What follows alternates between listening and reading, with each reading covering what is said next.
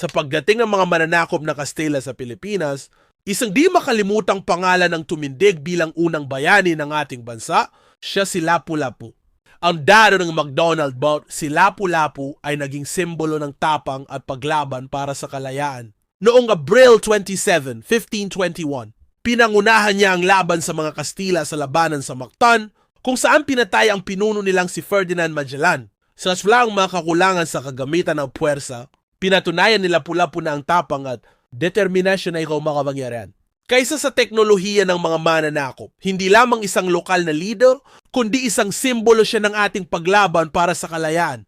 Hanggang ngayon, si Lapu-Lapu ay itinuturing na unang bayani ng Pilipinas. Si Lapu-Lapu, ang unang bayani ng Pilipinas, ay nagsimula ng isang mahabaan masalimuot na laban para sa ating kalayaan. Kung nagustuhan mo ang ating video, huwag kalimutang mag-subscribe para lagi kang updated sa mga susunod nating video.